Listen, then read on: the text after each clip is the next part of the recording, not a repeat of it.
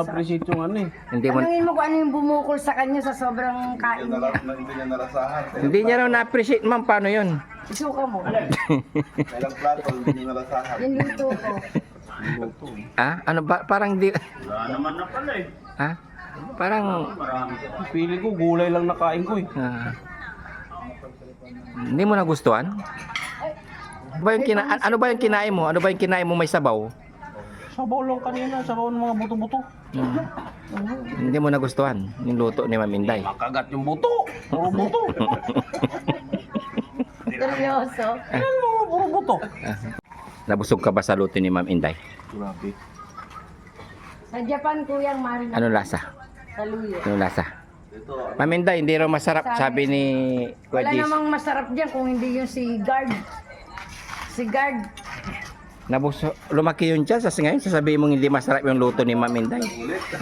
Kanina nga, nakadalawang kain niya. Tanungin mo sa kanya kung ano yung Hindi ko bumukol sa na-appreciate yung ano eh. Hindi mo Tanungin mo kung ano yung bumukol sa kanya sa sobrang kain niya. Hindi niya narasahan. hindi niya raw na-appreciate, ma'am. Paano 'yun? Isuka mo. Ilang plato, hindi niya narasahan. Yung luto ko.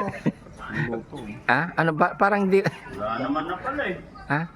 Parang Marami. Pili ko, gulay lang nakain ko eh. hindi mo nagustuhan? Lutong Japan 'yun. Wala kang Ay, kaya kwenta. pala. Kaya Kaya pala dumagdag Hindi ko ka. na ano. hindi. Pang Pinoy lang kasi ako eh. Alam mo, seryoso si Pango. Ano ba yung kinain mo? Ano ba yung kinain mo may sabaw?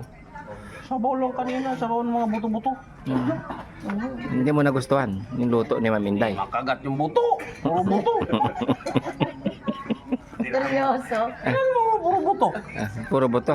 Oo. Pinagbutuhan. Tingnan mo nga si Ate Pilin. Makakain niya. Hindi nga nakatayo. Hindi mo kami makatayo sa sarap. Ah. Ikaw. Puro buto sinasabi mo. Ayan o, buto-buto. Nauna ka Sige, na. ate Peli, pagtanggol mo. Ano pa? Kanina mo kasi Hindi, kabaliktaran lang yan kay Kuya JC. Yung totoo niyan, takam na yan kay Ma'am Inday. Oh. Yun ang totoo.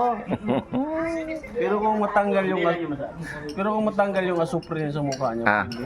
Ano ba yung asupre? Paliwanag mo, hindi ko kasi maintindihan yung asupre na yan. Puti-puti. Ah. Alam mo yung asupre yung galing sa bulkan na pumutok? Yung Yung pinaglunod-lod sa mukha niya. Yung mga ka-JC, pangit-pangit mo, ang arte-arte mo sa baba. Ba't gano'n, no? Kung sino yung mga... Yung tsaka. Oo. Gusto niyo yung tsaka, yung Sila pa yung yung ano. masisilan, no? Yes. Kaya tignan mo yung kausap mong babae kanina. Nakita mo sa akin. Laba yung sinasabi mo. Kasi hindi mo lalaking kalagkarin eh. Hindi ko na maipagpalit yung mukha ko kahit may asupre. Basta-basta yung mga gano'n. Hindi ka kalad ka rin. Darating. Alam mo, hindi ko na sa akin. Namimili din ako kahit pa paano. Gandang lalaki yan eh, no? Pichel. At bakit? Pwede. Andito kami dyan na may tubig. Kuha ka ng babae. Kuya, meron May daw. asupre. Bakit si Ma'am Inday? Hindi ka ba nagagandahan sa kanya? Ha? Hindi ka ba nagagandahan kay Ma'am Inday o parang si Isabel Granada? Oh. Pero kung matanggal yung asupre niya sa mukha, pwede. Tanggalin ko na nga ngayon. Halikan mo ako. ano? Tingnan mo, Sige, amunin kita ngayon. Isabel Granada yan, kung nakikilala mo si Isabel Granada. Granada lang. Si Ana Roses. Ha? Ana Roses. Rose lang, may tunog, may tinik. Oh. Ito pa, siguro ano na. Kaya nga na, Yung asawa ni Bong Revilla. Lani Mercado. Alam mo yung merkado sa aming palengke. Oo nga. Ayun, di ba? palingkera naman ito. Wala na talaga kahit ano pang gawin ko. Palengke, ibig sabihin. Alam nyo, huwag kang magtaka kasi Kuya JC, ang hinahanap niya ay yung exotic, hindi niya ma-appreciate yung good. Yeah, totoo yan. Diba? That's true. Kasi ang hinahanap nila, yung kalahit nila. Bully. Hindi naman ako kalagkaring tao talaga. Kapatay. Parang sinabing kalagkarin ay Japan. Na-imported eh. Hindi, ako kumbaga ako namimili baga. From Japan. Kung ako, kaladkaring babae, kinaladkad na kita. Nung isang gabi pa. Wala man ako sinabi. Ang akin lang naman yung namimili lang ako ng medyo makunat kumbaga. Makunat.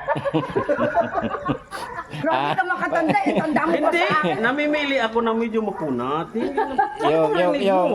Yung makunat, yung hirap kunin, yung gusto yung ibig sabihin. Masyado kang atat. Kaya pala, Walang silbi. si Ate Pila, ang hirap niyang kunin, Ma'am MK. Oh, Si Ate makunat na P. ba sa Ate Penny? Makunat Hard na to yan. get. Hard na yan. Hindi ka na mag-aaral. Kumbaga sa guma, babalik agad eh. Hindi, sabihin mo yung totoo, yung pirabero, anong masasabi mo sa luto ni Ma'am Inday? Hindi, kahit pa paano, merong nalasahan konti. Paano? Japan kasi. Kumbaga sa goma, Hindi ko appreciate yung babalik-balik, luto niya kasi Japan. Tapos balikan. Ano?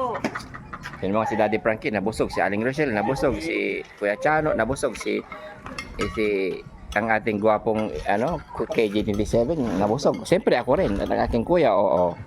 Busog na busog. Hindi lang kain ko, kunti lang.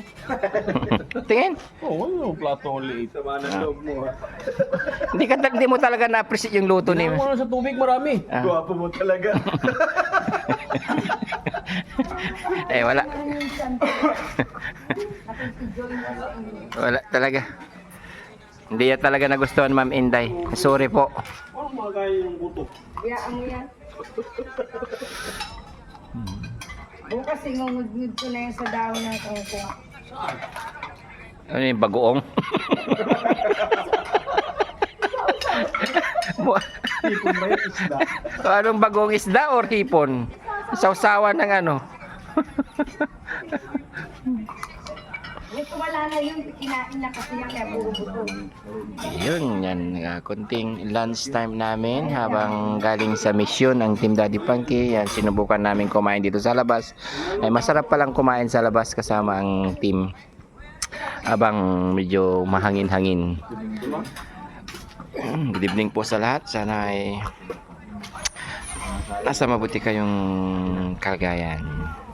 Sana meron din kayong makain sa inyong pagkainan. Yan, Boss DB Vlogs po. Ito sa Team Daddy Frankie. And thank you so much. And bye-bye. God bless po sa inyong lahat. Kunting kulitan lang po.